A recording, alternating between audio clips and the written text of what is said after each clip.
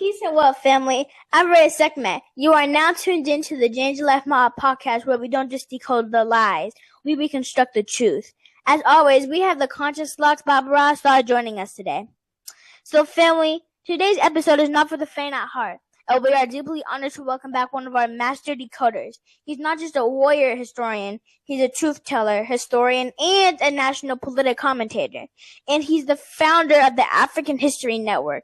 You see him on the Roland Martin Show, and he's doing great work, I might add. Please welcome Baba Michael Imhotep back to the show. How are you doing, Baba Michael? I'm all right, sister. How you and your father doing? All is well. All right. Ashe. And family, if you thought his first visit was fire, then you're in for a ride today, because today we are turning up the heat, because we're talking about Columbus, family. And did you know Columbus was born Christopher Colombo in Genoa, Italy in 1451. In Spain, he adopted the name Cristobal Colon. In a Latin text, he appears as Christopher Columbus. The name shift wasn't just language, it was political, aligning him with Spanish royal ambitions. We're also going to talk about the myth of Thanksgiving and the weaponization of holidays. And hopefully we'll have time to wrap up the show with an overview and or breakdown of other so-called holidays and more. But if we happen to run out of time during this episode, we hope Baba Michael might grace us again in the future to continue this conversation, especially around the other holidays we won't get to cover this go-around.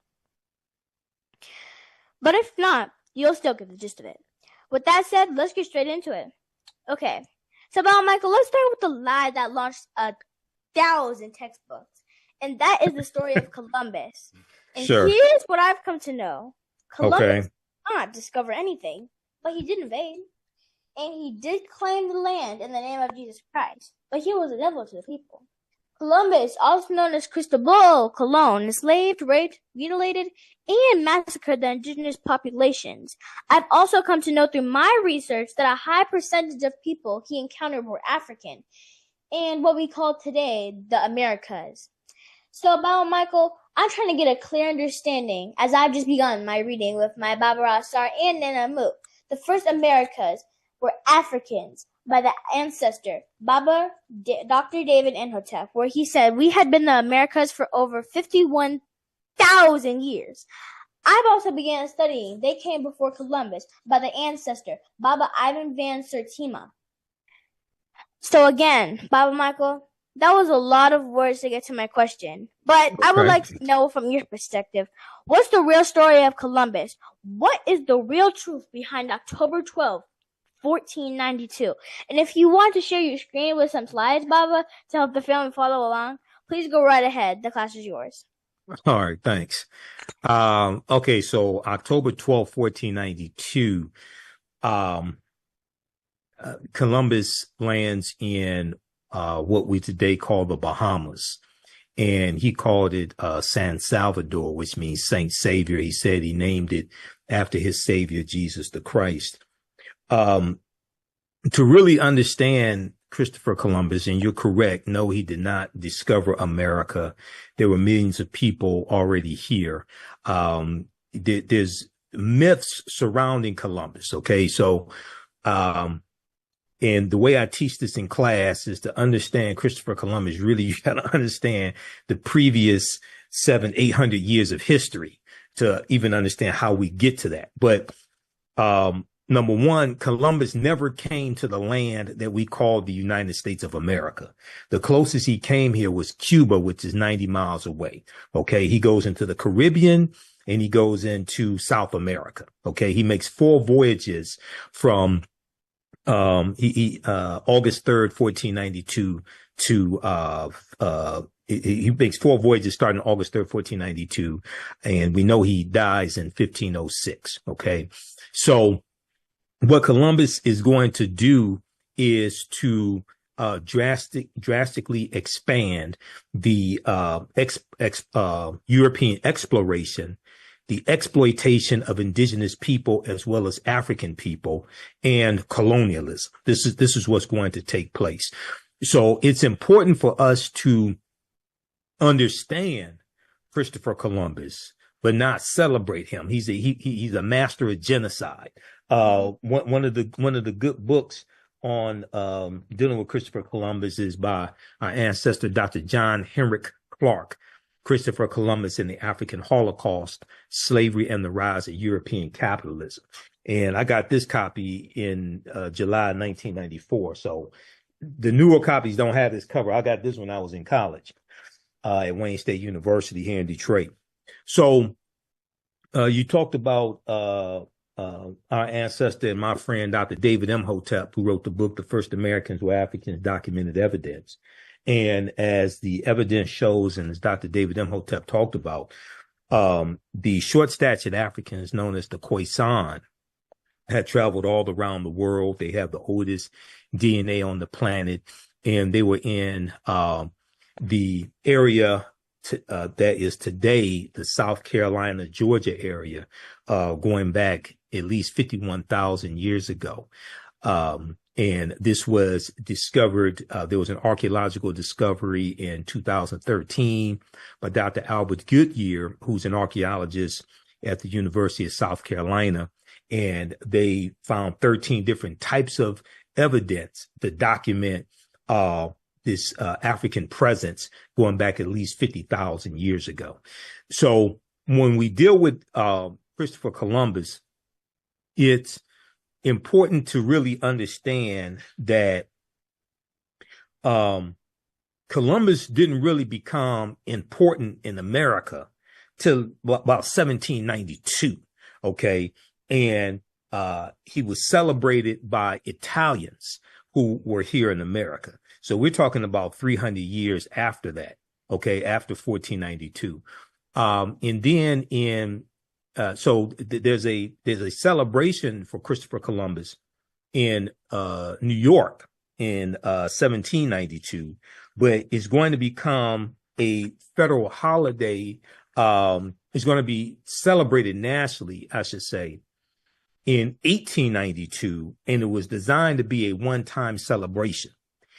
This was a proclamation from President Benjamin Harrison in 1892, and this was the same year as the 400th year commemoration of Columbus setting sail on his first of 4 voyages. And part of the reason why President Benjamin Harrison did this proclamation is the year before, in 1891, in New Orleans, you had 11 Italian Americans who were lynched. Okay, they were killed unjustly. And as a way to appease the Italian American population here in this country, he did a proclamation for a national celebration honoring Christopher Columbus and, the contributions Italians made to this country, things of this nature.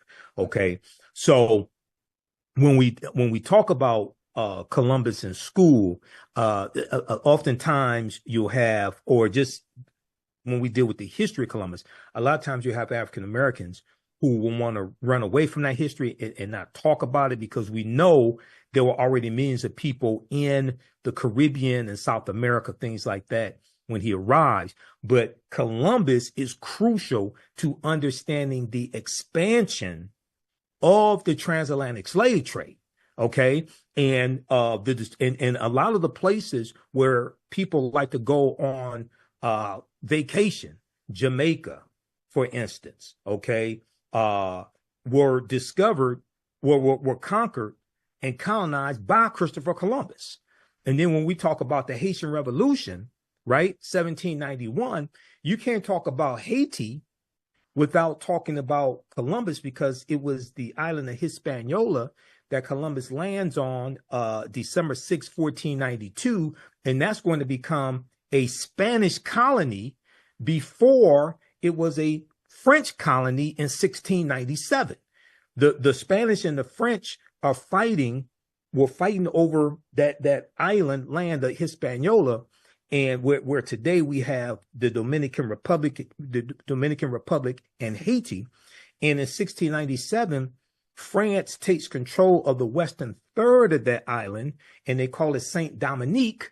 Okay, the Africans are going to call it Haiti, which becomes Haiti, right? So when getting deep into this history, And when I started formulating the main history class that I teach, dealing with understanding the transatlantic slave trade, what they didn't teach you in school, and ancient Kemet and the Moors, things of this nature, I started really understanding the chronology of this history and how, even though Columbus was a master of genocide, how central he was to the expansion of Spain and the expansion of the transatlantic slave trade, things of this nature. Ashe. Well, Michael, thank you for breaking that down.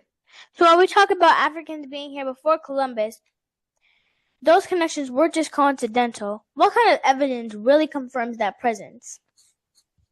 Okay, so if we look here, and I'm going to try to do a screen share. Let's try to do this. I'm going to go to... Do you ever get any pushback on the information? I asked because I have seen a snippet of one of your presentations, and you had some people who was trying to challenge maybe a piece of the information that you were providing, but you had to let them know, like, there may be some things you may hear that may be outside of your understanding. Yeah, circumference of awareness, outside of the circumference of your own awareness. Yeah. Yeah. I was just wondering, do you ever get anybody or people in your walk pushing back a little bit? Well, you get that here and there, but I come with the evidence. I deal with facts and evidence. Proper documentation ends all conversation. Was this a lecture I was doing? Was this an interview, or was this a video? It wasn't an interview, but it was on your podcast, and it looked like you had a big screen in the back, maybe a teleprompter or... Oh, that was probably a lecture I was doing. That was an in-person lecture. It's been some years ago. I don't know when, but I think it's been at least a few years.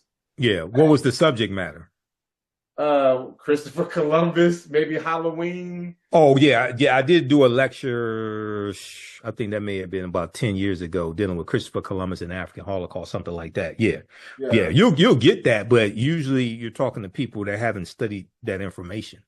Yeah. Yep. Okay. So can you see the slide on the screen? No. Oh, okay. Let me do the screen share. Hold on.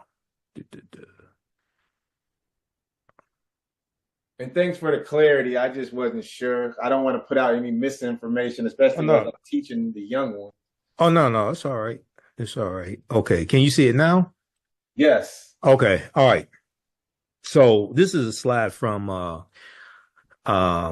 my class, and I've rebranded the class as Ancient Empires, the Moors, Understanding the Transatlantic Slave Trade. We deal with history from 5000 BC up until 1800 Common Era, or AD. So Dr. David Imhotep wrote the book, The First Americans or Africans, Documented Evidence.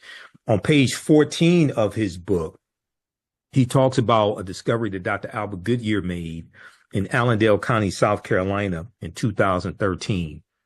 And they found 13 different types of evidence documenting this African presence. They found artifacts, architecture, campsites, carvings, Egyptian writings, footprints in lava, genetic M174D haploid groups dealing with DNA and genetics, linguistics, paintings, skulls, skeletons, structures, and tools. They found 13 different types of evidence.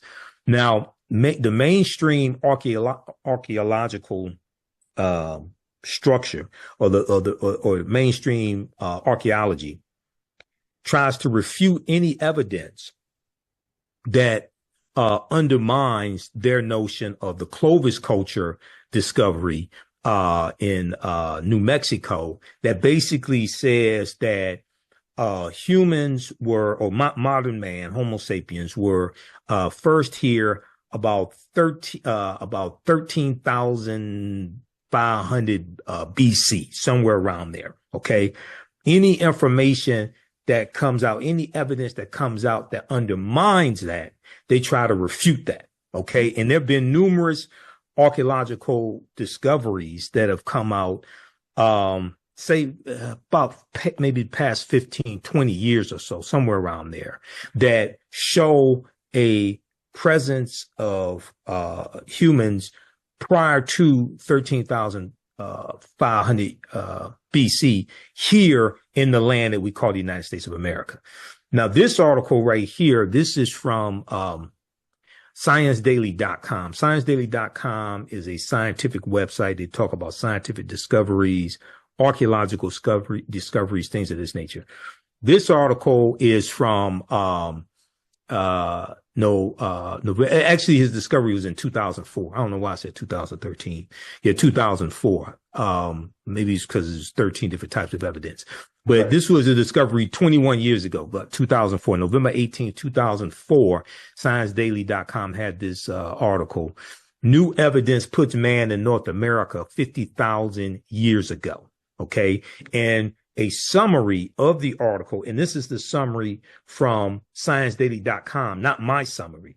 They said radiocarbon tests of carbonized plant remains where artifacts were unearthed last May along the Savannah River in Allendale County, that's Allendale County, South Carolina, by University of South Carolina archaeologist Dr. Albert Goodyear, indicate that the sediments containing these artifacts are at least 50,000 years old, meaning that humans inhabited North America long before the last ice age.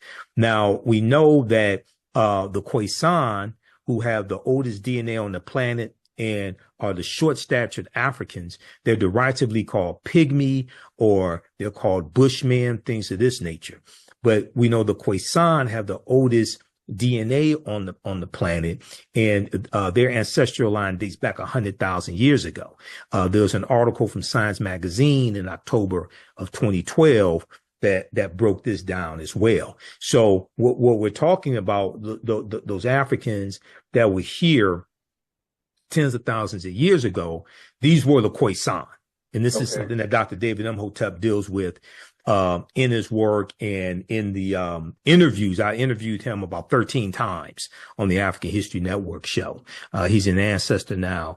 This is the type of information that he's dealing with. And the Khoisan go all around the world.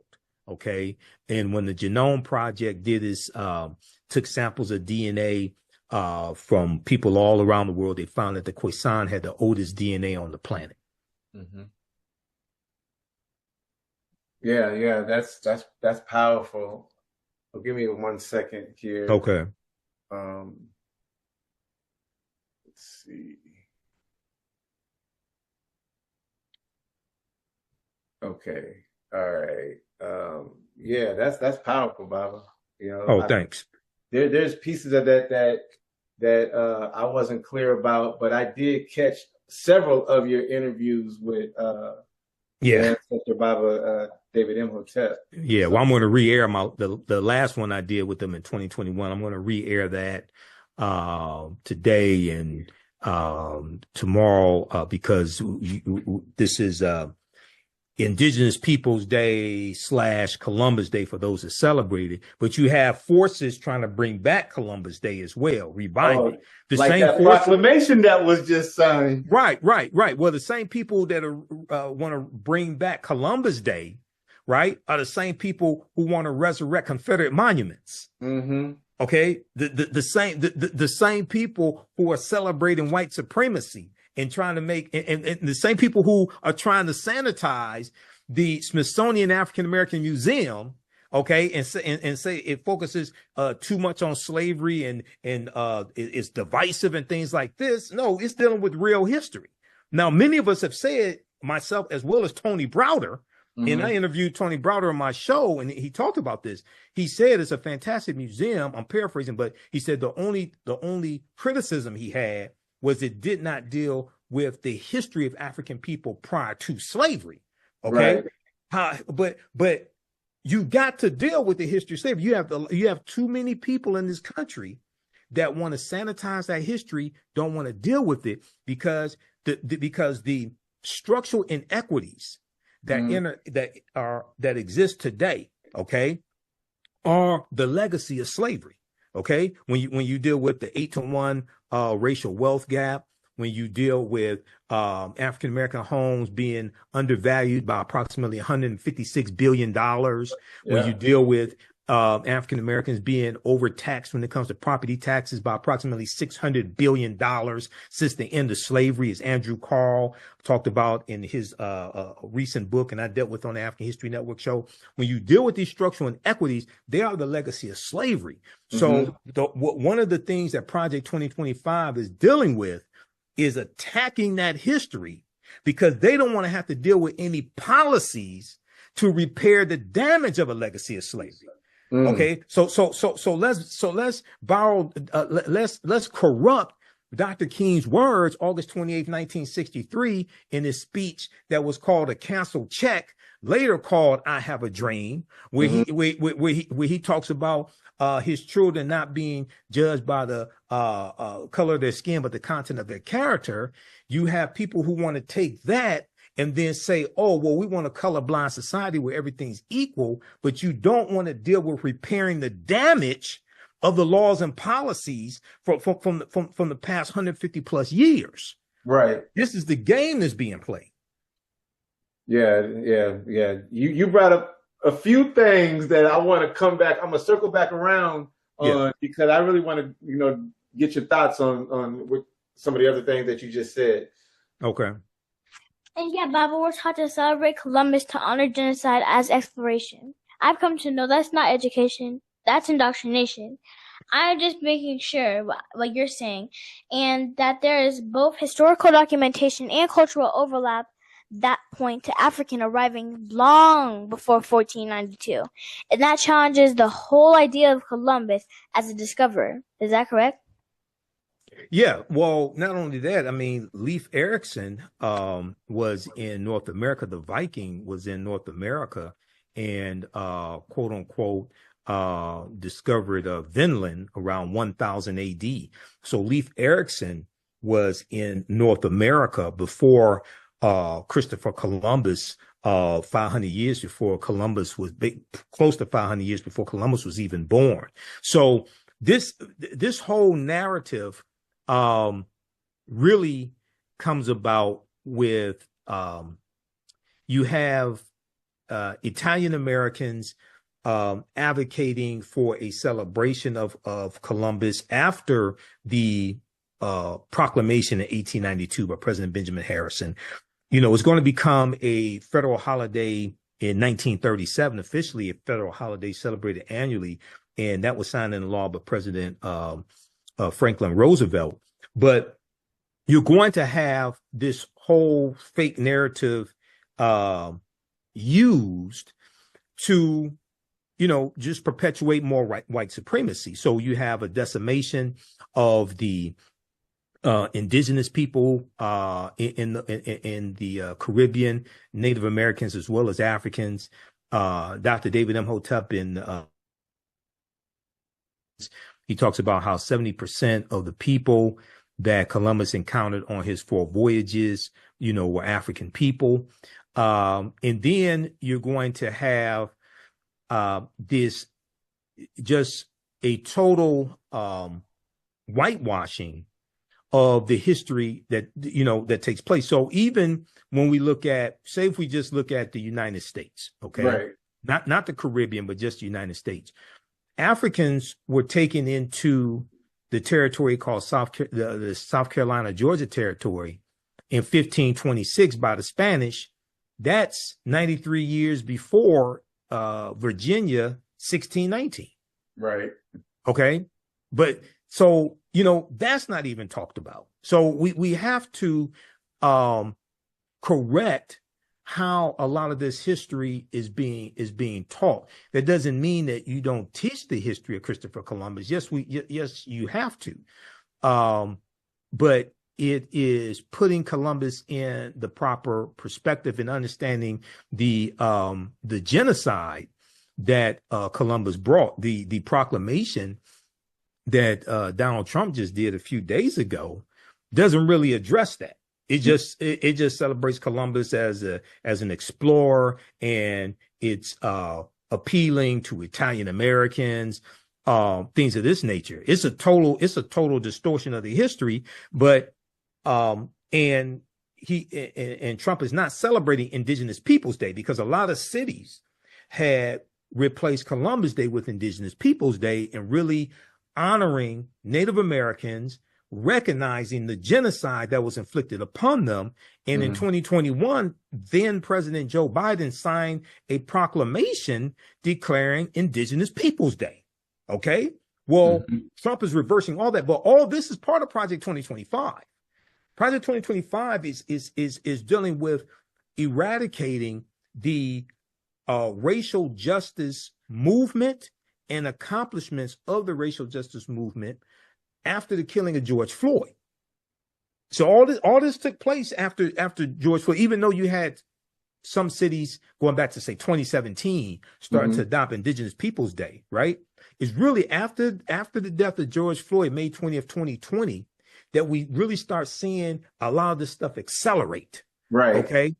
And with the Biden-Harris administration, they were putting a lot of these policies in place. All this is being eradicated now. Okay. All this is being eradicated now to the point where on Trump's second day in office, he revokes Executive Order 11246, which was affirmative action signed into law by President Lyndon Johnson in 1965. So because people didn't understand how to put together these pieces and understand this history, we didn't understand how to perceive threats and how to stop threats. Okay.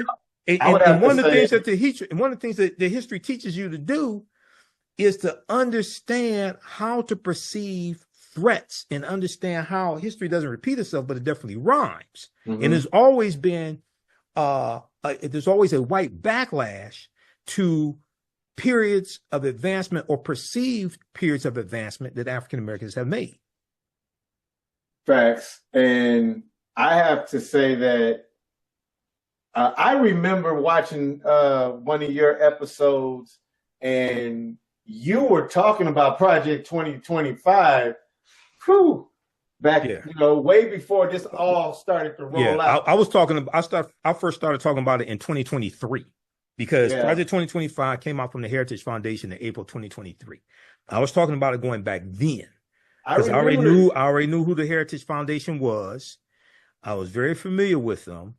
And what a lot of people don't know is that Project 2025 is called Mandate for Leadership, the Conservative Promise. The Heritage Foundation has been putting out their policy playbook, Mandate for Leadership, the Conservative Promise, each election cycle going back to 1981. They've been doing this over 40 years. Okay. It just really became exposed because Taraji P. Henson at the BET Awards in 2024, July 2024, talked about it. And then overnight, it started trending on Google with Google searches because people didn't know what she was talking about. Right. They've been putting this in, to show you how diabolical this is.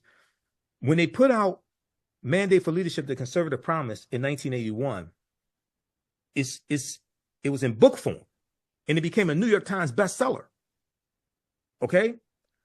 President Ronald Reagan gave a copy of it to all of his cabinet members. This is how long they've been doing this. And the Reagan administration, in Reagan's first term, adopted about 60% of the policy recommendations for Mandate for Leadership from the Heritage Foundation. Right. Yeah, no, yeah, you're absolutely right. And I just wanted to mention real quick Go ahead. that I'm not an expert on Project 2025, but I can say that after seeing you talk about it, and I'm talking about a couple of years ago, I didn't even know what it was, but just because you were putting it out there, I had already been following you, and I was like, let me dive into this.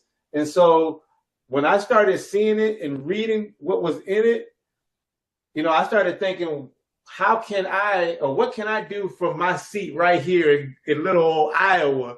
But I realized that there's a lot that I can do, because this state is being hit hard for the less than 4% that are African American in this state. So we catching hell. So I tried to do my best out here in the public with spreading the information, but it's an uphill battle.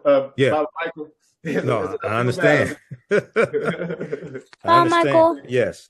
before Columbus sailed, Europe had expelled the Moors, and I'm just starting to know about the Moors, and that they were African people. I believe some come from Sudan, Egypt, and or North Africa, and they did a lot of amazing things. Yeah. But who were the Moors exactly, and what did they contribute? Well, the Moors, generally speaking, were groups of African people coming from North Africa and West Africa. And the term Moor comes from moros amongst the Greeks, and moros amongst the Italians in Latin. And you're going to have them, they take the teachings of the Nile Valley region of Africa into Europe, and is going to bring Europe out of what's called the Dark Ages. Okay. So they're going to go in basically 1492, basically 711 AD. They're going to go in, led by Tariq ibn Ziyad, and they're going to defeat the Vandals and the Visigoths. When you look at a map, you see that what was then called the Iberian Peninsula is right above Morocco. Okay. And they're going from Morocco right into the Iberian Peninsula. All right. Now, what you're dealing with is they're going to conquer the Vandals and the Visigoths, and they're going to conquer the Vandals and the Visigoths, and they're going to settle in southern what today we call Spain, in that area. At that time, it was the Iberian Peninsula, and they're going to go all throughout Europe. They're going to basically civilize Europe. They take in art, architecture, science, mathematics, astronomy, literature. They take different types of foods into Europe. They're going to teach the Europeans how to bathe. They're going to introduce new ways of weaving silk. Right go ahead. Go ahead. You just hear what he just said? These brothers, these Moors, our family, our people, went into this area to show these people how to bathe. Can you imagine somebody being unclean? I just wanted to make sure the family caught that. They went into this area to teach them how to basically clean themselves, family, clean themselves.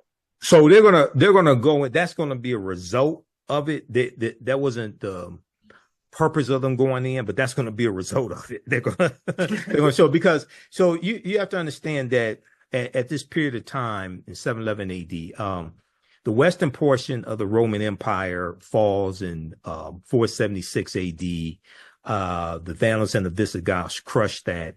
And this is looked at was pushing Europe into this period of time, the medieval time, or what's called the Dark Ages. So you have, rampant disease because they're not bathing. Okay. Mm-hmm. And, so this is one of the things that the Moors are going to do. They're going to help set up universities in Europe as well, and you're going to have they're going to go into Australia. They go into England. They go into France, and they're also going to intermix into the European bloodline. Okay, and that is something very important, because they're going to various extents, they're going to change the complexion of Europeans as well. Okay, as they intermix into the European population, they're going to change the complexion. And Runoko Rashidi in his book Black Star, Black Star, the African Presence in Europe.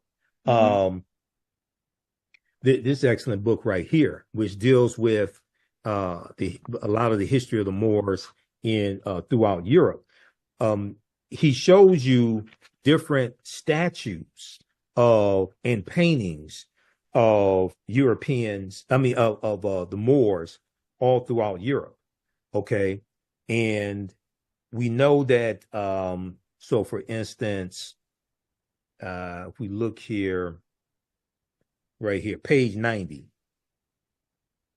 Okay, page 90 in this book, you see the Black Madonna and Child. Yeah. And Europeans were already worshiping the Black Madonna and Child before the Moors even go in. What was the name of that book again? Oh, this is Black Star, the African Presence in Early Europe, by Runoko Rashidi. Okay. So we know that Runoko's Jegna was Dr. Ivan van Sertima, and Dr. Ivan van Sertima edited Golden Age of the Moor. Okay. Yep.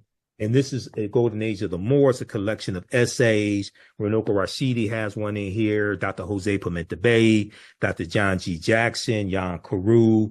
Dr. Ivan van Sertima has an essay in here as well. Fantastic. One of the best books dealing with the history of the Moors during the medieval time. But what we're going to see now, so I interviewed Runoko. I got this book November 4th, 2011.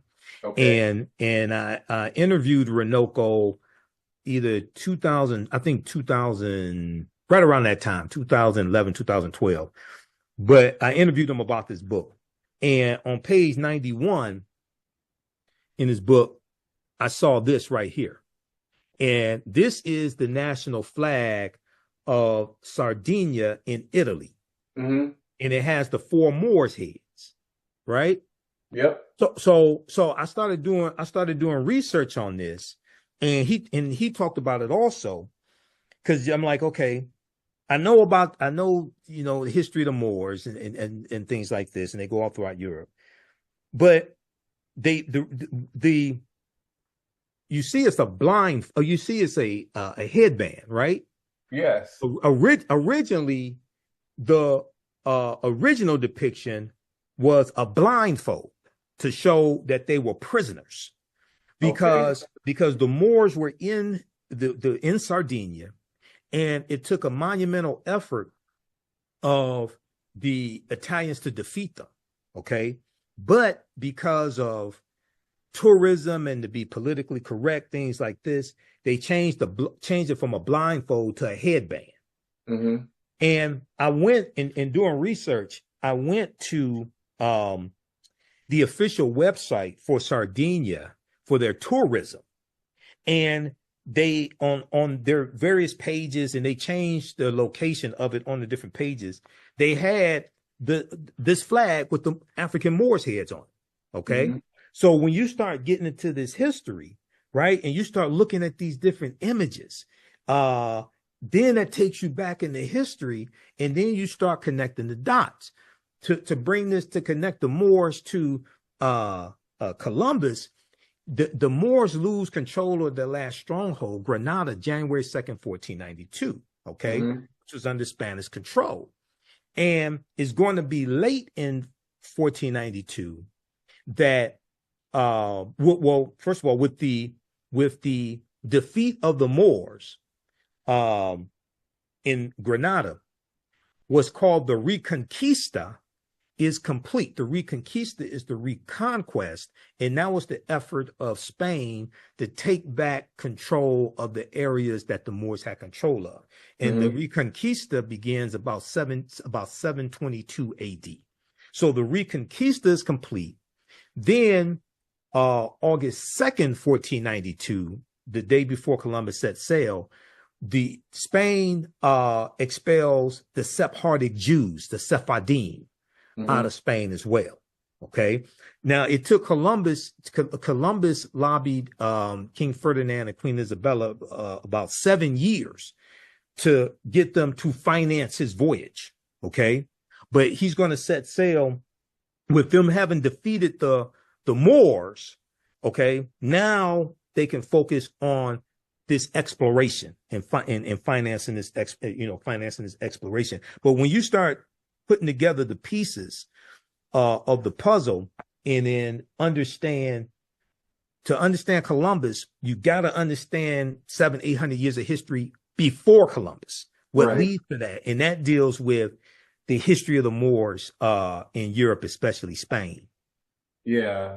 And I don't know about you, Baba, but I went through public school, unfortunately, and my history teacher was garbage because I didn't learn none of this stuff until after I got out of college. Right.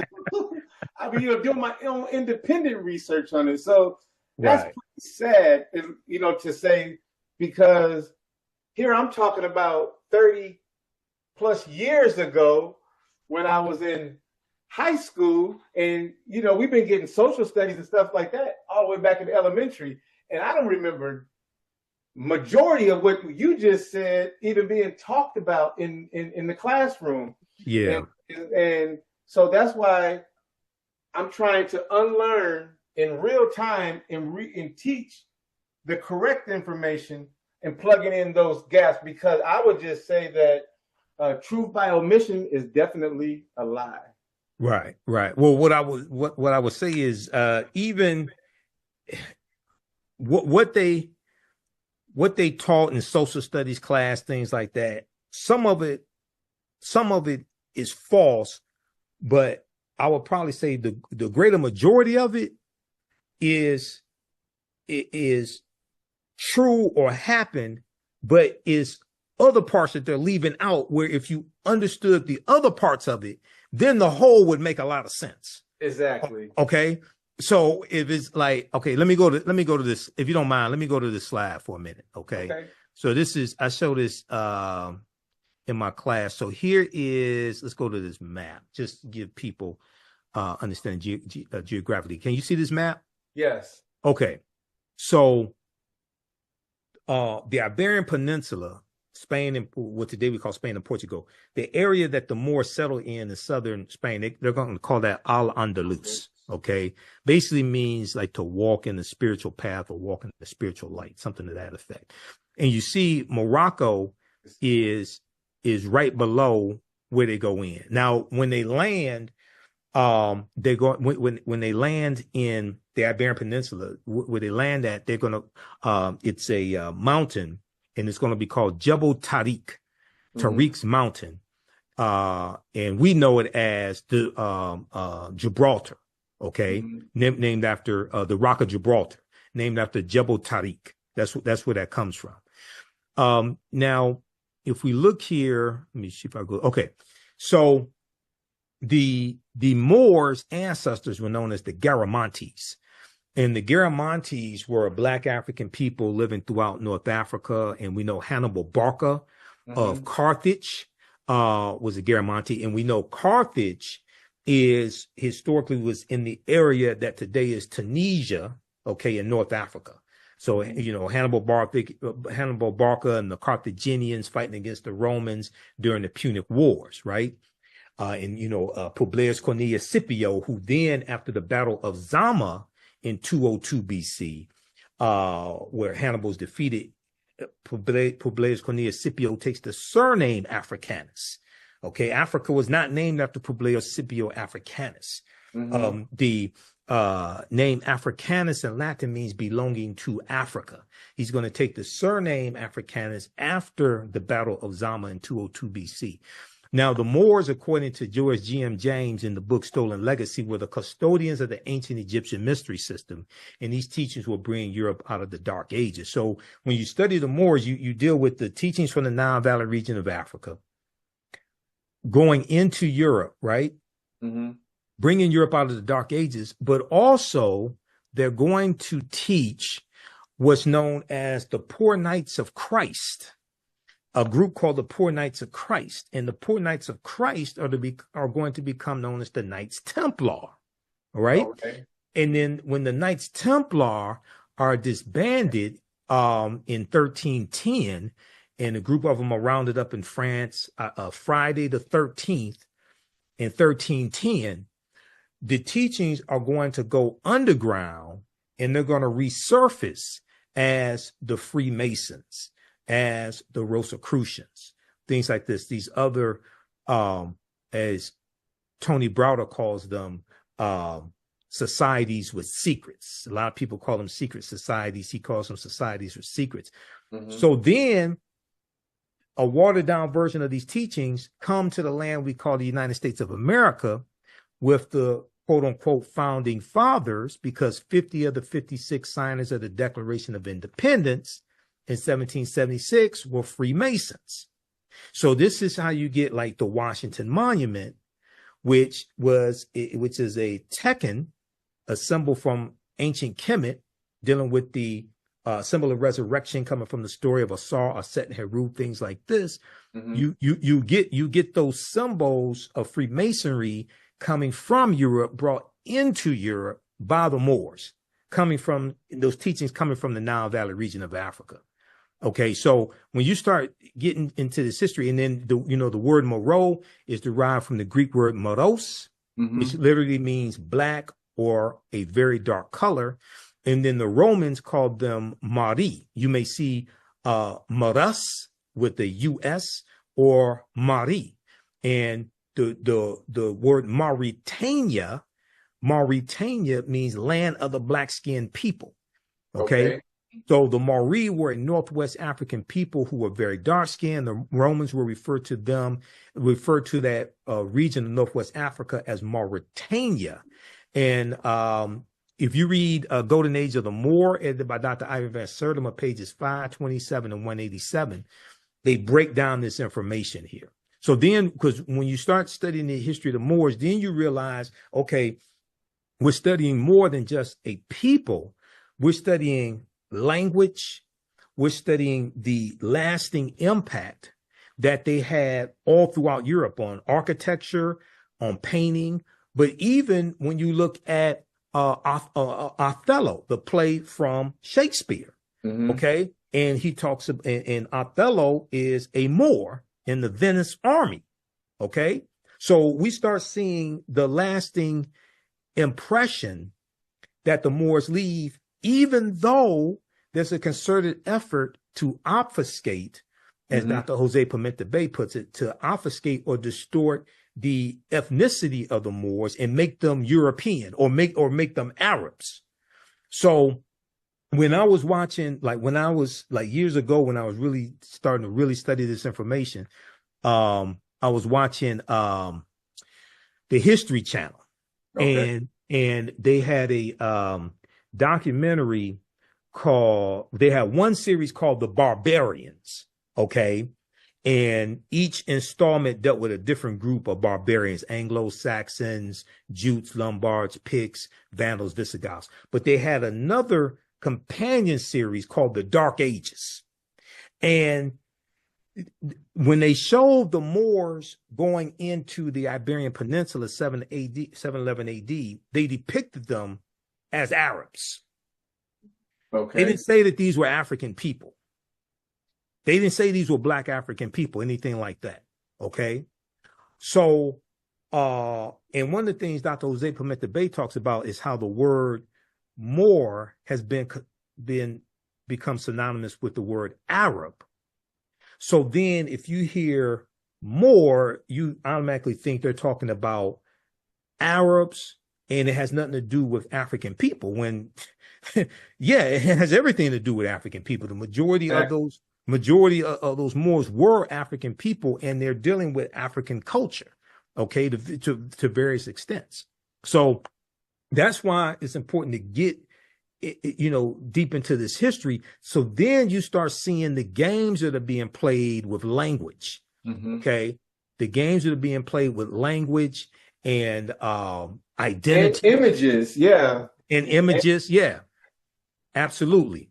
Absolutely. And then speaking of language, and then I'll have one more slide, and then, I'll wrap it up with that for this segment. But variations of the word Moor, okay? Moreno in Spanish means dark complexion, now meaning brunette or dark hair. Mora in Spanish, originally a Moorish woman, now means blackberry, like the fruit. Mora in Italian means blackberry. Morassad in French, dark-skinned or blackamoor. And Morillon in French means black grape. Okay. And then lastly, in the book Before the Mayflower, Okay. second 6th edition. Is that LaRon Bennett? Yeah, LaRon Bennett Jr., page 40. Okay.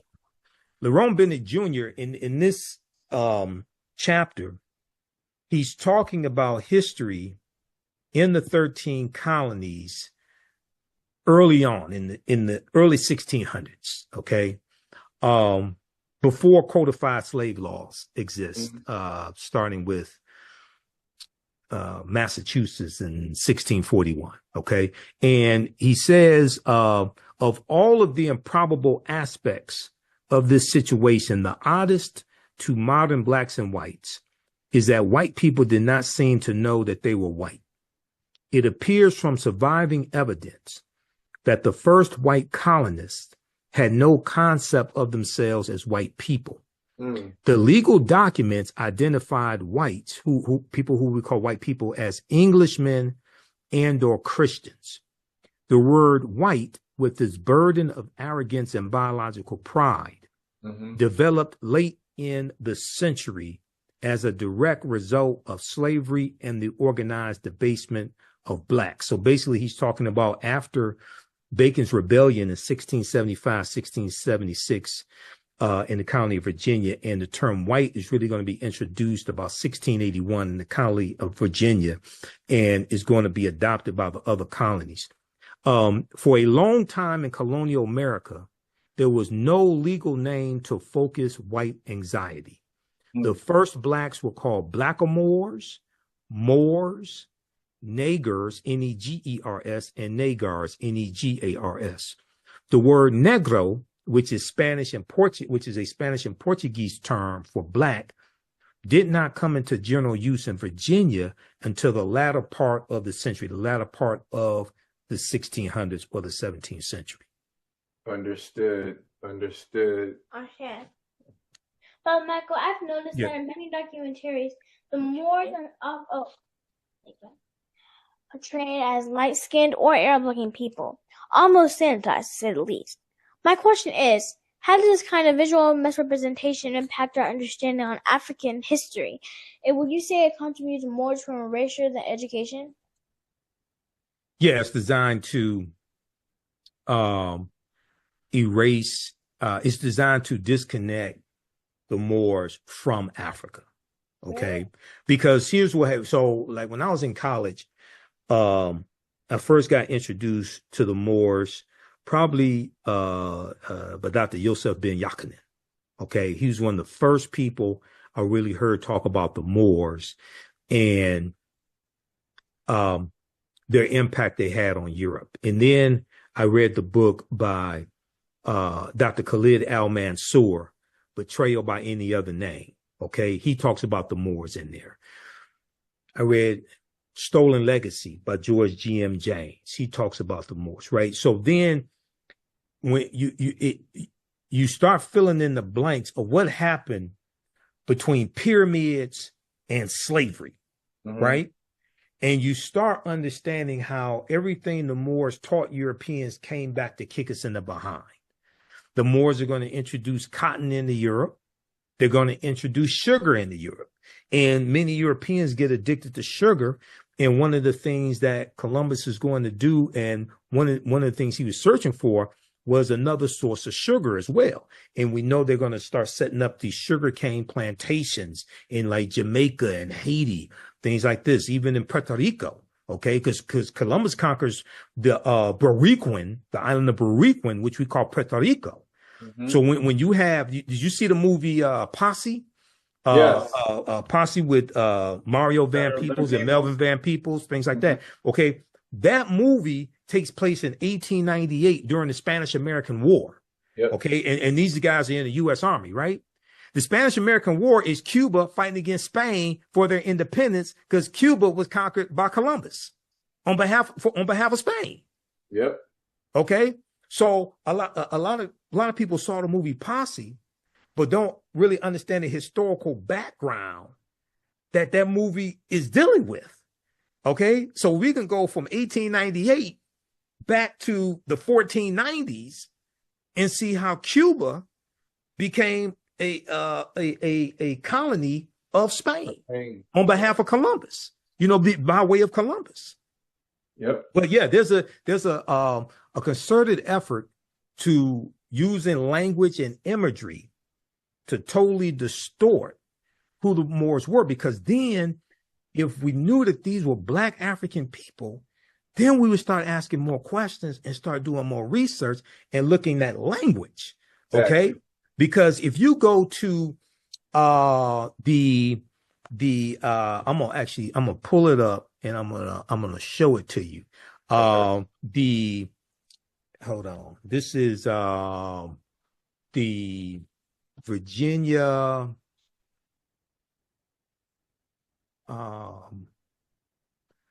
it's the Virginia Slave Act. It's Virginia Slave Codes 17. These are 1705, I think it is. Hold on, let me see. Okay, the Virginia Slave Codes is 1705. I have a couple of different sources for this. Okay. The one that I want is Virginia Slave Codes. The one that I want, section 4, makes a distinction between, right here. Okay, let's look at this. It makes a distinction between Negroes and Moors. Okay, so let's look at, let me do the screen share right quick. This is from, what is this? EncyclopediaVirginia.org. EncyclopediaVirginia.org. Can you all see this? Yes. Okay. An act concerning servants and slaves, 1705. Okay. And I'm going to zoom in on this. Let's scroll down. Okay. It has the full text here. I want section 4. I think that's the section I want. Yeah, right here. Okay. Section 4 of the Virginia Slave Codes says, hold on, let's see if I can get over to, okay, so you can see it. All right. And also be enacted by the authority aforesaid, and it is hereby enacted that all servants imported and brought into this country by sea or land who were, I can't see what that is. Let's see, by sea or land who were not Christians in their native country, except Turks and Moors, okay, in amity with Her Majesty and others that can make due proof of their being free in England or any other Christian country before they were shipped in order to transportation hither, shall be accounted and be slaves, and such be here bought and sold, notwithstanding a conversion to Christianity afterward. So what they're doing is they're making a distinction between Negroes and Moors. Okay. And the Moors are exempt, or the Moors are exempt from this. Okay. And this deals with after 1681, where the colony of Virginia has adopted the term white. And this was basically as a result of Bacon's rebellion of 1675 and 1676, where you had a band of about 500 rebels organized by Nathaniel Bacon, who was a wealthy plantation owner. But what they do is the rebels were made up of enslaved African people, free African Americans, poor white people, white indentured servants, poor white immigrants, things like this. They realized they were all being oppressed by the same ruling elite there in Virginia, the wealthy tobacco plantation owners, things of this nature. They organized for a rebellion and they burned down the town of Jamestown, Virginia.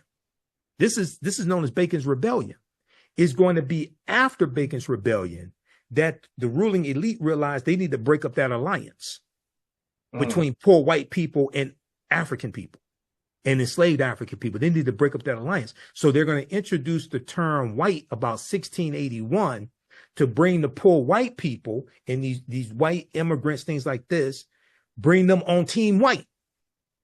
And they're going to put in different laws in place that distinguish how the African people are going to be treated and how white people are going to be treated. And then they're going to really institute the chattel slavery, because before then you're going to have largely indentured servitude, okay, where you serve for 5 to 7 years, something like that, or 3 to 5 years, what have you. And in 1680, the economy in England improves, and there are less white people willing to come to the English colonies here to become indentured servants. So they're going to start shifting more and rely on enslaving African people. Mm-hmm. Okay, so when you start understanding this chronology of history and language and law, then you start seeing how all this comes together. And today you see why there's a concerted effort to keep poor white people from uniting with African Americans. Exactly. You good? Yeah. Yeah. So, family, if you haven't figured out by now, this conversation is rooted in receipts, not reactions. So if you hear something today that challenges what you were taught in school, church, or even your favorite documentary, pause before you push back. As Bob Michael Imhotep always says, right knowledge corrects wrong behavior, but you cannot correct what you have not researched. So, family, on the Danger Life Model podcast, we empower and inspire people of African descent to not only become African-centered, but being African-centered with attention. I understand that correcting misbehavior begins with realigning thought, and I paraphrase what Baba Michael is saying. What did Baba Michael say? What you do for yourself, what you allow others to do to you, and what you do to others are reflected by what you believe about yourself. But that self-concept is shaped by what you've been taught about that self, or about yourself. And what you've been taught about yourself is shaped by what you've read, heard, and seen about yourself. And as the wisdom goes, when you control the radius of a man's thoughts, you control the area of his actions. A mind cannot do or teach when it does not know. And at the Mu Institute for Ancestral Learning, we're taught the restoration of knowing. So before you disagree, do your homework. Because what we're sharing isn't based on opinion. It's based on primary sources, African-centered scholarship, and decades of suppressed truth. We are not here to be provocative. We are here to be precise. It sometimes sounds like rebellion when you've been raised on revision. Baba Bear Shango goes on to say, to honor Columbus is to betray the ancestors. And family, we must reject his holidays, rewrite his textbooks, and re-anchor our memory inside Kofa consciousness.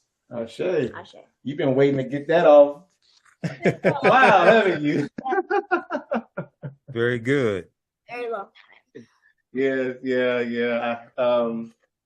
And Baba Michael, I've come to understand through the wisdom of our ancestor, Dr. Baba David Imhotep. Yes. And peace be upon him, as I've said. And I just want to reiterate that, again, it was your show where I first saw him talking about his then new book, The First Americans Were African. So I immediately had to go out and get it because it just made me want to keep feeding my brain and keep gaining knowledge about what was being talked about in his book, because I never heard of this stuff, right. those years ago. It wasn't taught. But right.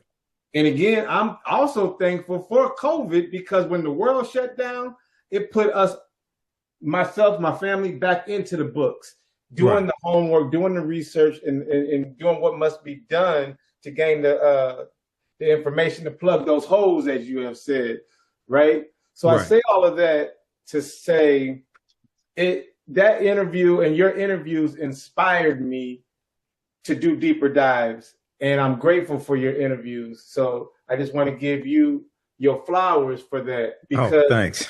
Because it connects with the works of like the Leakey family and tracing humans back in Africa over 4 million years ago and stuff like that, reinforcing the idea that all migration began from our soil, African soil.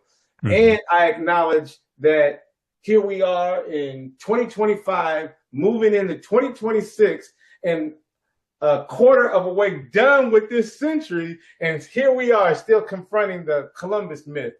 Only now, for me, not merely as an educator, but as a liberator. So my question to you, and you can answer it briefly or how you feel fit, but my question is, in your opinion, what does it mean for you to move from educating about these myths, or excuse me, about these truths, to actively liberating minds and reclaiming history in this moment? Because if I'm sharing this information with you and all the people that you've come across in your walks of life, I'm sure that I want to believe that other people have given you that reverence of the information that you do bring forth. Okay, so I think the question is, how do we move from the information to actualization? Absolutely. Okay, so your thoughts create feelings, your feelings create actions and behaviors, your actions and behaviors create results. So we have to understand history, economics, law, and politics. History, economics, law, and politics. And understand that we have to actually put the information to usage, okay? Better decisions that are made, better decisions politically, economically, etc.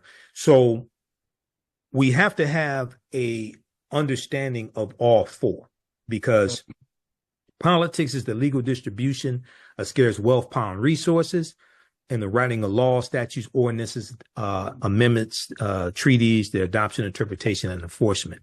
We understand that politics shapes the economy. The economy impacts us. Politics impacts us. Laws impact us as well. And the history is the driving force of all of this. Okay. Historical movements are created to address conditions. Conditions were shaped by laws and policies. The historical movements are trying to get laws and policies put in place to address the conditions. Okay. And then so you have a cycle of this. So we have to look at the history teaches us how we got to where we are today, and also to understand where we need to go from here. And one of the mistakes that African Americans make is not understanding history and not understanding the white backlash that comes after periods of advancements that African Americans have made. What's taking place right now with the attack on DEI, regardless of how many Black people got jobs from DEI, and jobs from DEI is only one small impact of it. We're dealing with policies. We're dealing with grants that came from DEI, like grants from the Environmental Protection Agency, things of this nature. Okay. We're talking about investments in Black-owned businesses from corporations. So just looking at 4% of Black people got jobs from DEI or whatever, you don't even understand you don't even understand how deep this stuff is. Mm-hmm. Because what they're doing, they're going back in. I did a segment on the African History Network show recently that dealt with how Trump has wiped out 60 years of civil rights progress in about 2 months. Okay. Mm-hmm. But if we understood Richard Nixon in 1968, who won the presidency as a backlash to the civil rights movement and the Black Power movement, okay, we would have seen Trump coming in 2016 and coming back in 2024. All right. But because so many of our people are listening to Black social media disinformation agents focused on reality TV shows, things like this, we don't understand how to perceive a threat. Okay. And you know, when you look at, and one of the things that they do, and it's important for people really to understand what Project 2025 is doing. What it's doing is putting in place at the federal level laws that have been put in place the past few years at the state level in Republican controlled states, mainly former Confederate states. Okay. Mm-hmm.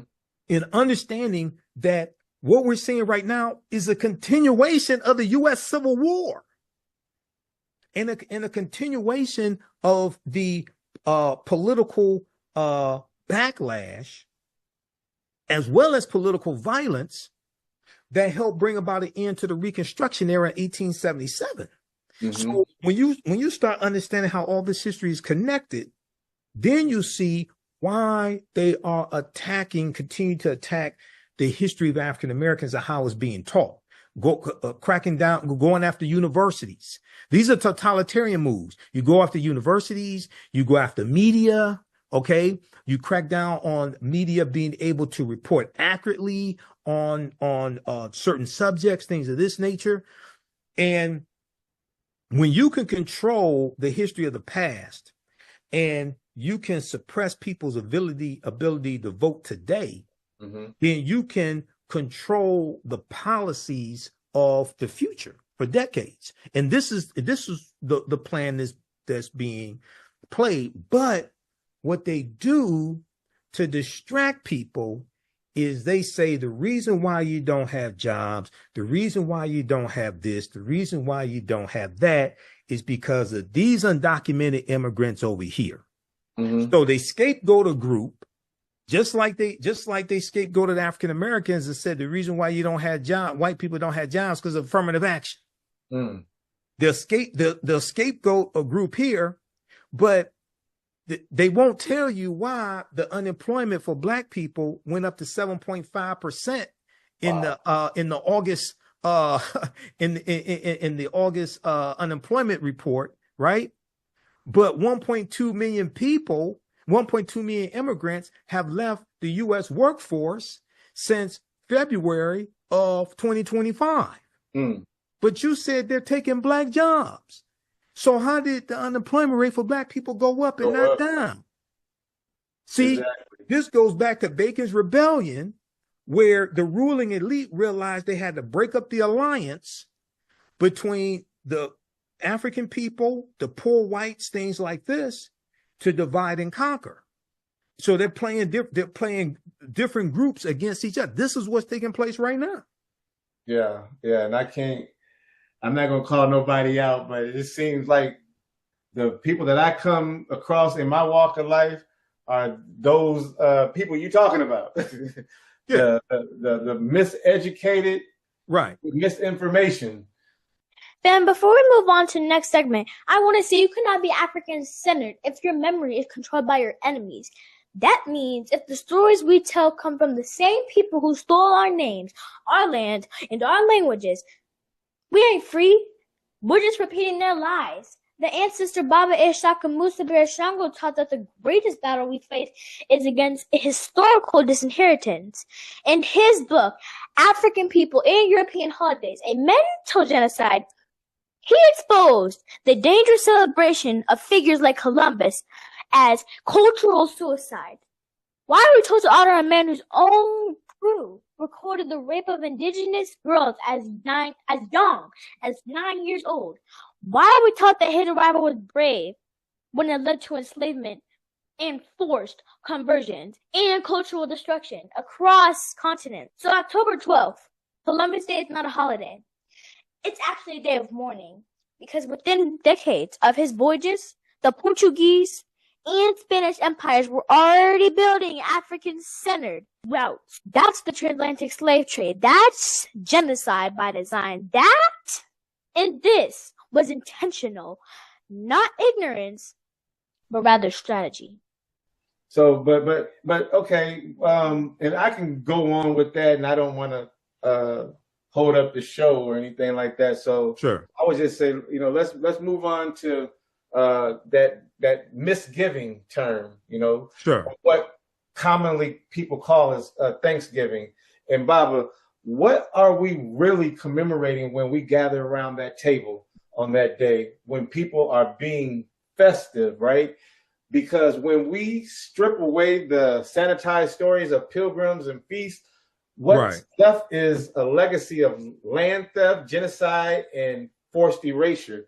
So basically, how do we begin how do we begin to tell the truth about this holiday without losing our people in the discomfort of it? And what does a liberated lens look like when we speak on misgiving in our homes, schools, and communities? And I only say that because it just reminds me of my grandmother. You know, Sure. she loved these holidays, and you wouldn't gonna be able to take away her Jesus. So Right. I'm gonna leave it right there and just hear what you got to say to this, because I got a lot of family members who give a lot of pushback when it comes to trying to give and bring forth knowledge, and then they want to come back with, well, I think you might need Jesus, and it's like, well, do you know that was a character in a book? You know, but they don't want to hear me, or they don't want to see me coming. So how do you do Right. Right. Well, when we look at Thanksgiving, and Dr. Shakamusa Barashango in his book African People and European Holidays called it Misgiving Day. I would ask people, well,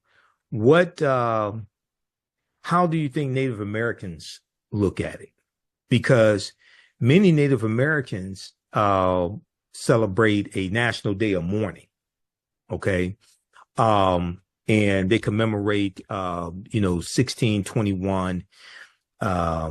And what people look at as the first Thanksgiving Day feast between those on the Mayflower and the Wampanoag Native Americans. They celebrate a National Day of Mourning. Okay. And there's each year I post articles dealing with this. This is one from 2021 from CNN. National Day of Mourning turns Thanksgiving into something more honest. And the National Day of Mourning was created by Native Americans right around 1970. Okay. And what it does is it really let's see. Okay, if we pull this is what I'll do. I'll pull this up. I'll do a screen share on this so your audience can see this. Because and also I think it's the Washington Post. They had a really good article from I think 2024, because I have so many articles on this topic. They had one that deals with the descendants of the Native American nation who helped the Pilgrims, right? Mm-hmm. They regret that decision to help the Pilgrims. Okay. So when you understand this, and so in my lectures, I deal with understanding Thanksgiving from the Native American perspective, not the perspective of the conquerors. There's an article from Indian Country that I cite that tells the whole story of what people perceive as that first Thanksgiving in 1621. And we see that famous painting where, the white people are sitting there with the Native Americans, things like this. That's not even how all that that's not even how all that happened. Right. But do you got that article? Yeah, I'll show it to you just a minute here. Okay. Yeah. Okay. So this right here, National Day of, can you see this article? Yes. National Day of Mourning turns Thanksgiving into something more honest. So this one is November 25th, 2021, CNN. And if we scroll down, so they talk about, okay, let's see here, 1637. Okay. If we go down, what are the origins of the National Day of Mourning? The day came about unexpectedly. In 1970, coordinators for the 350th anniversary of the Mayflower landing asked a respective Aquinnah Wampanoag activist named Wamsutta Frank James to speak at the banquet they were planning. Mm-hmm. There are two federally recognized tribes of Wampanoag people, the Mashpee Wampanoag tribe and the Aquinnah Wampanoag tribe. But the invitation hinged on one condition. He had to hand over a copy of the speech in advance. So they wanted to see in advance what he was going to say. Okay. So this reminds me of Frederick Douglass. What to the slave is your 4th of July. Okay. Mm-hmm. That's what this reminds me of. All right. Now, Wamsutta Frank James wrote, quote, "It is with mixed emotion that I stand here to share my thoughts. This is a time of celebration for you, celebrating an anniversary of a beginning of the white man in America, a time of looking back, of reflection. It is with a heavy heart that I look back upon what happened to my people. All right. Now, the speech which recalled horrors of such as Europeans' enslavement and murder of indigenous people left the planners of this celebration stunned. Quote, I think that they wanted a token native, and I think that they were expecting him to sing the praises of the pilgrims, to thank them for bringing civilization to these shores. Keisha James, who is a granddaughter of Wamsutta Frank James, as she told CNN, they said that he could. What is this saying? They said that he couldn't give that speech because it was too inflammatory, and that they'd write him a new speech, but he refused to have words put in his mouth. So this is the arrogance. Wait a second. He's talking about, you asked him to speak about what this day means, and he's talking about it from the perspective of his people who were killed in his land that was stolen. And you want him to, just like they do on Dr. King Day, they want to get speakers that make white people feel comfortable with the oppression of black people. Right. Okay. So what happens on the National Day of Mourning? The day is a blend of commemoration and protest. Participants meet at noon on the fourth Thursday of November at Coles Hill, COLE', Coles Hill, which is above the Plymouth Harbor area where Plymouth Rock lies. Also located there is a statue of Massasoit, who was a leader of the Wampanoags at the time of the Pilgrims' arrival. Okay, so that's what this is. And there's celebrations, and I post articles every year about the celebrations that take place for the National Day of Mourning. All right, MOURNING.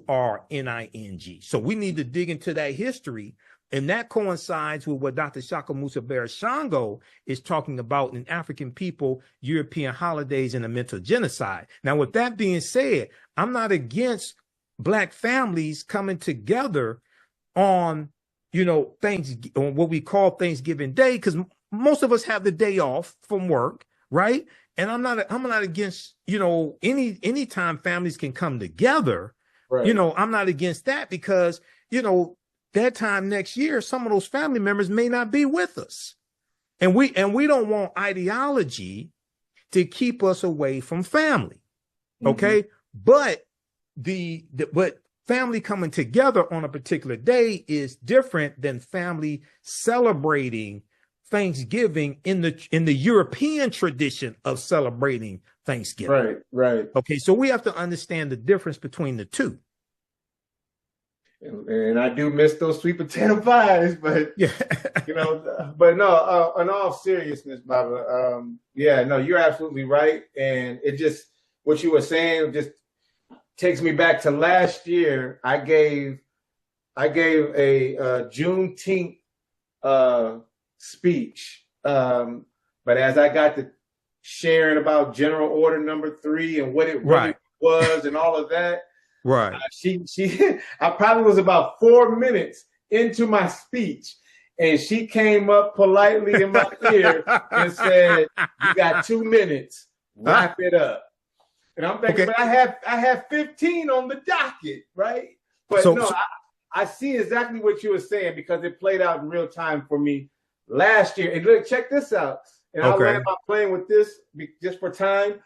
But this year, Juneteenth is a national holiday.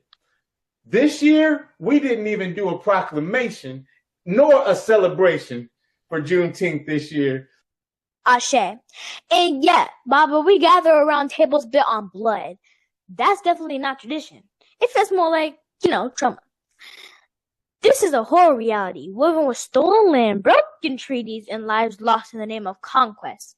was being called a celebration, often masked centuries of pain and survival against all odds. So, family, did you know that to truly honor our ancestors and ourselves, we must stand beyond the feast and the face the wounds beneath? Only then can we heal, reclaim our stories, and build new traditions grounded not in erasure, but in truth and justice. That, well, we don't know, because there was a bill on the Iowa floor that was going to do away with DEI, all DEI initiatives. So the only two proclamations that did not get moved and voted on by council was Juneteenth and LGBTQ Day.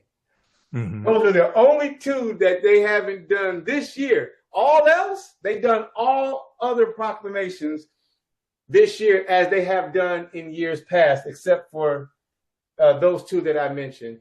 So you tell me that there is something behind the scenes that we're talking about on that Project 25 that has come to fruition. Absolutely. And Project 2025 attacks the history of non-white people. It attacks the teaching of the history of non-white people. But I'm interested to find out, okay, what was it that you said that caused them to shorten your time giving your speech? Well, I was I was talking about General Order Number 3. Sure. And Juneteenth was not, or you know, I'm trying to think. It was not the last day of slavery. It was not the last day of slavery. Right. No. I was trying to tell them that, but that doesn't register with them, and that it was over 2,000 colored troops that had to go down there to deliver the message. Yeah, they were there with Major General Gordon Granger. He didn't go in by himself. Yeah. So 2,000 troops, most of them colored troops. Yeah. I'm sitting here giving them this version, which is the accurate, true version that most of them A, never heard of, or B, it was burning their ears up. It was a packed amphitheater. Right. And she came up behind me on the ear. She's facing the opposite way. I'm facing the crowd. Right. And she just says, "Smile, but you got 2 minutes to wrap it up." Right. So I speak dealing with Juneteenth. I get deeper to the history, and I provide sources. I provide sources from history.com, official website of the History Channel. I provide irrefutable sources, and I encourage white people to challenge me on this. Okay. I go over what the original General Order Number 3 said. I read to them what it actually said, and I bring my documentation with me, because 90% of 90% of the media coverage that you'll see, especially on cable news, they'll just talk about the first part of General Order Number 3, where it says all slaves are free. Mm-hmm. They won't talk about the next part where it says that they're supposed to stay on the plantation and work out labor agreements with their former slave masters, and that they're not allowed to gather at the post where the Union troops are and run behind Union lines, and that they're supposed to stay on the plantation. They won't deal with that. Most of the people don't know that Kentucky and Delaware, I think it was Kentucky and I think it was Delaware. Yeah, did not abolish slavery until December 18th, 1865. Okay, because they were exempt from the Emancipation Proclamation. Maryland, Missouri, Kentucky, and Delaware. Those 4 states were allowed to keep their slaves after the Emancipation Proclamation, January 1st, 1863. Because they stayed loyal to the Union, and the Emancipation Proclamation only applied to the states or territories that had seceded from the Union and were in rebellion. So Kentucky and Delaware didn't abolish slavery until 6 months after Juneteenth. This is verifiable fact. Right. This is irrefutable. December 18th is when the 13th Amendment was adopted. It's ratified December 6th, 1865, when Georgia becomes the 27th state to ratify the 13th Amendment. So when I break down the history, but by evidence, I don't have nobody challenge me. You can come if you want to. You're going to walk away looking like Swiss cheese. You can come if you want to. There was no challenge. I didn't even get that. Let me say it this way. Yeah. It was no challenge because I barely got out General Order Number 3. Now, here's the part that I found interesting, and for this Reya'Sekhmet, I know you're waiting over there, but I just want to share this with Baba Michael, and that is when I began my presentation, I started where what most people that was in the audience felt comfortable, because you had some people starting to shed tears and stuff like that because I was talking about my grandmother. Now, see, my grandmother, peace be upon her, she passed away last year. Oh, sorry to hear that. But her mom, my great grandmother, was born in 1888, right? And her mom was a former enslaved person. Now, I was able to meet my great grandmother when she was 100 years old in 1989. She was turning 101. And I was building up the story from that point, which was slavery. Okay, so, everybody's in tune.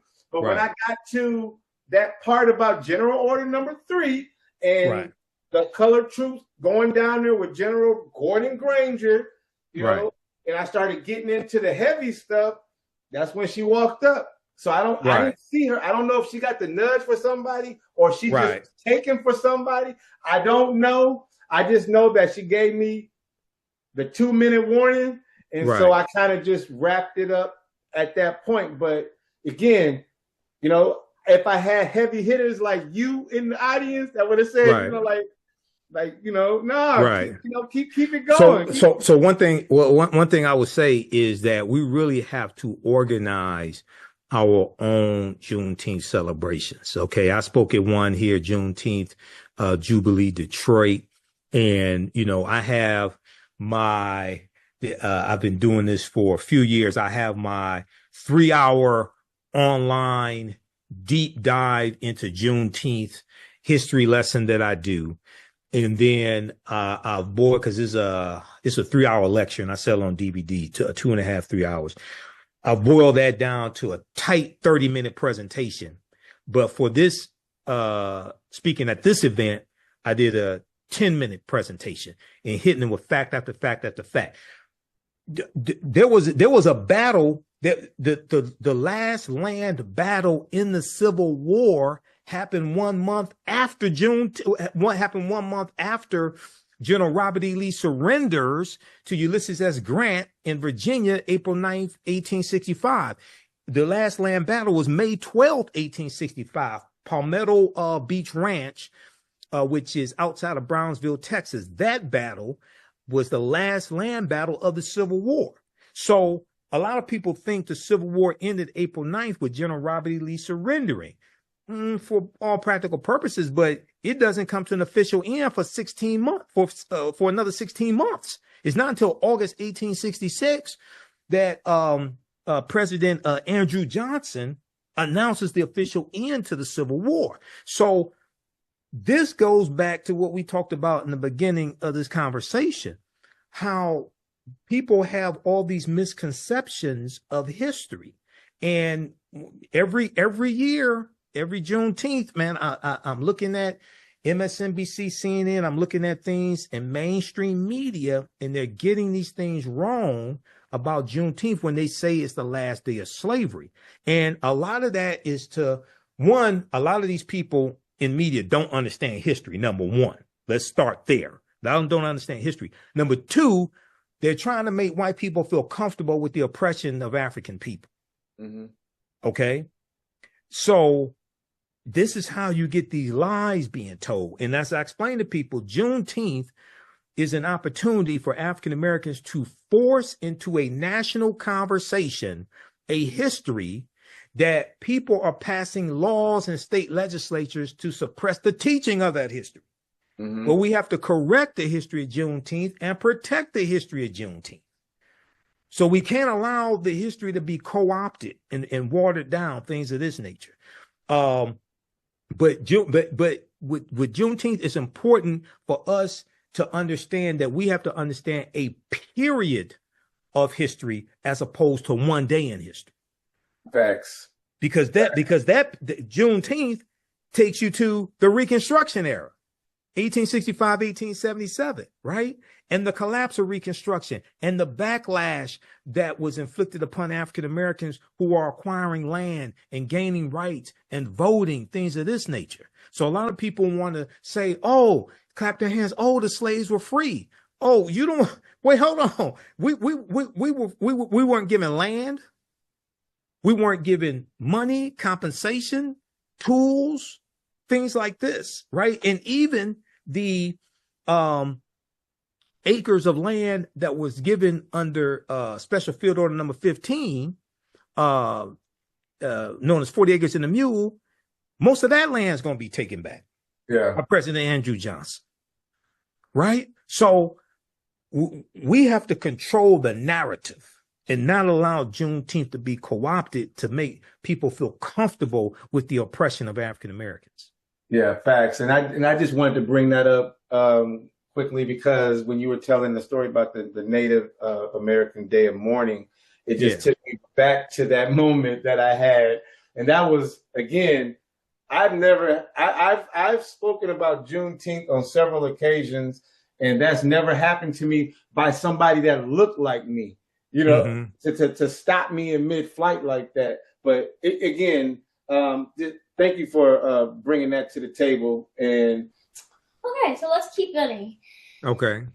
Because we're in October, and Bob and Michael, if it's all right with you, we really don't want to leave our discussion without talking a bit about Halloween. Sure. What are people really celebrating? So with Halloween, you're dealing with you're dealing with a celebration that combines holidays coming from the Celtics, the Druids, as well as the Romans. Okay. And I've done presentations dealing with this, and you're really dealing with a combination of three different celebrations, Samhain, Pomona, and Feralia. Let's do this for the sake of time. Let's go to, I'm going to do this. I'm going to bring up current slide. Let's go here. I want to show you this here. So it's a fascinating holiday. I don't celebrate Halloween, but it's a fascinating understanding of the history. Can you see the slide? Yes. Origins of Halloween. Okay. So you have Samhain, it's spelled Samhain, but pronounced Sowen. It's an ancient Celtic festival that dates back about 2,500 years ago in the areas today called Ireland, the United Kingdom, and northern France.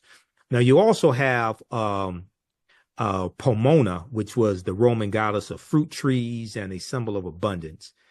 And you have Feralia, which was an ancient Roman festival of the dead celebrated on February 21st with prayers and sacrifices on behalf of the deceased. Okay.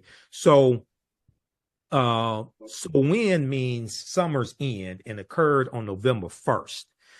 This was amongst the Druids, who were Celtics. This was their New Year's Day. And the harvest was collected to prepare for the winter, which could be deadly. Now, on October 31st, which was Samhain Eve, it was believed that the boundary between the worlds of the living and the dead became blurred. Okay. And they believed that the ghost of the dead returned to earth from sundown to sundown, from that eve to the next day. And they would wear masks so that the ghost or the spirits wouldn't know who they were. Okay. Now, this time of the year was thought to be the most favorable for the Celtic Druid priests to make predictions about the future, divination, etc. It was believed that witches, goblins, black cats, and ghosts of the dead would roam the living world on October 31st. So people will wear masks to disguise themselves and keep the ghosts from attacking them. Usually they would wear animal heads and skins and dress up like ghosts, things of this nature. People will also leave food and wine on their doorstep to keep the ghost moving along. Huge sacred bonfires were burned where people would gather to burn crops and make animal sacrifices to the Celtic deities. The Celtics are going to be conquered by the Romans, by the Roman Empire, 43 AD, which leads to a Roman influence. Okay, so you're going to have these different celebrations, and then Feralia is going to be taken over by what's known as All Saints' Day, the last day of an ancient Roman festival of the dead, celebrated on February 21st. Prayers and sacrifices were made on behalf of the deceased. The dead were commemorated on this day. So you're going to have these celebrations that are going to be experienced by different groups of people. And here in the United States, we're going to have the celebration of Halloween, largely for children, and trick-or-treating and Halloween parties, things of this nature. But Halloween is also one of the biggest holidays when it comes to spending, buying Halloween costumes, things of this nature. Yeah, we don't celebrate it. Yeah, right. You also have what a lot of people hear about All Souls Day or All Saints Day. Let me just, you have All Saints Day, but then also you have All Hallows Eve and things of this nature. But also All Souls Day was created in 1000 AD. The Christian Church made this on November 2nd. It is believed that church wanted to replace the Celtic Festival of the Dead with a related church-approved holiday. The celebration of All Souls Day was similar to Samhain, going back to the Celtics, back to the Druids. People would burn big bonfires, have parades, and dress up in costumes of angels, saints, and devils.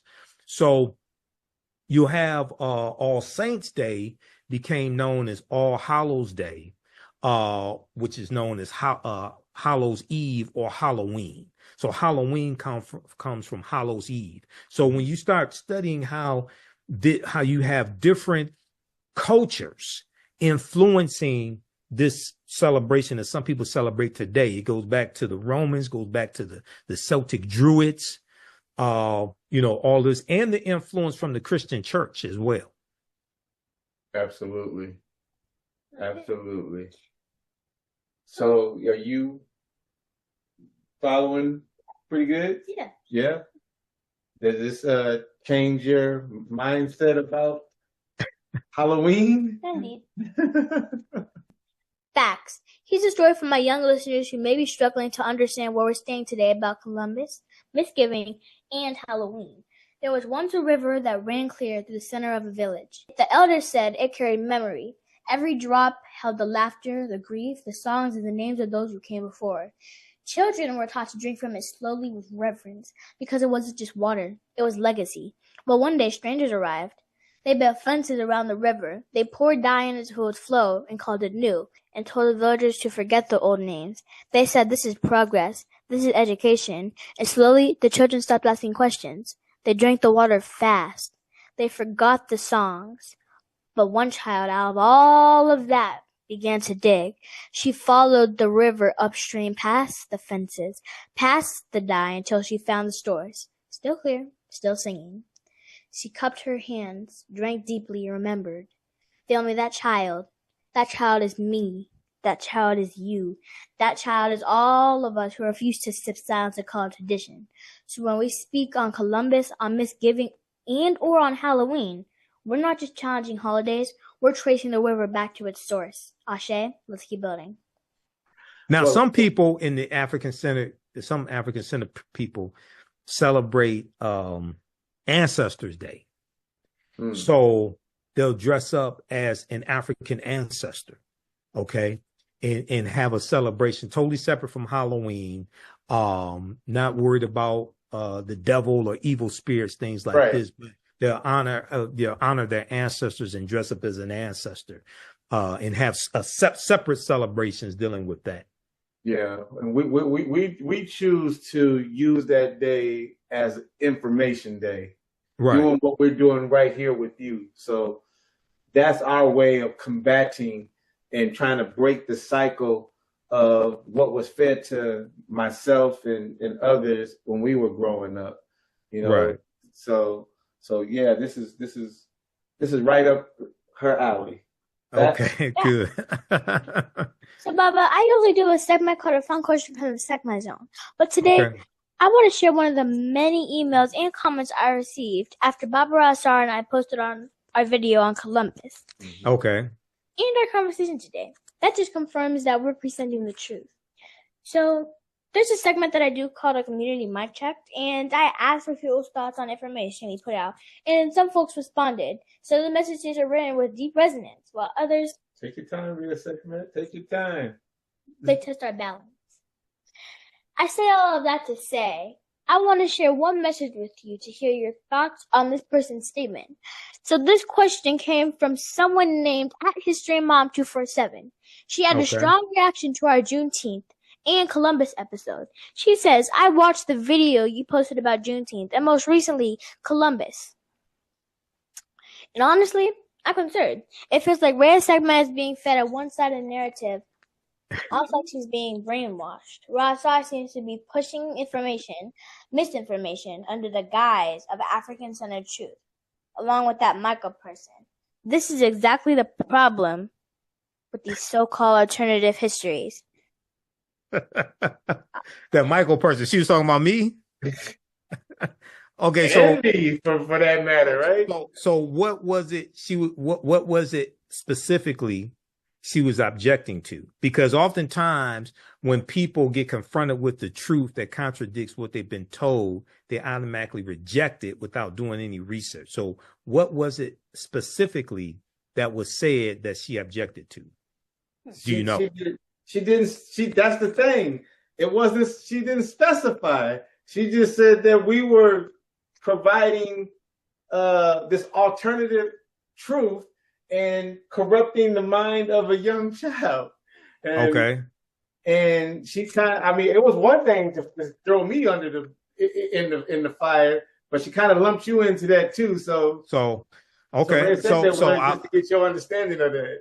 So I would say visit my website, AfricanHistoryNetwork.com, AfricanHistoryNetwork.com. Email me through the website and address with specificity what it is that you are objecting to. And if you have any evidence to back up your argument, please provide it and I will respond to you. Michael, I have another one. But before I read this next comment, is it okay that I read it as a true student of information and learning? So it's important to me that I hear your thoughts. Is that okay, by the way? Sure. Yeah, that's fine. Go ahead. Wait. You don't have to answer this stuff. It's just that we get comments and emails, and some are very comical. A lot of them are in support of what we do. But and some of them, as Reya'Sekhmet says, kind of hate. And so, it's always good to know what information besides what we have in our toolbox that we can add to our toolbox to combat those people who are just so bullheaded and stubborn to go and do their research. So that's where this is coming from. No problem. Thank you. So, family, I want to be clear. I don't share these to entertain conflicts, but actually to expose the tension between truth and tradition. Some responses come from confusion.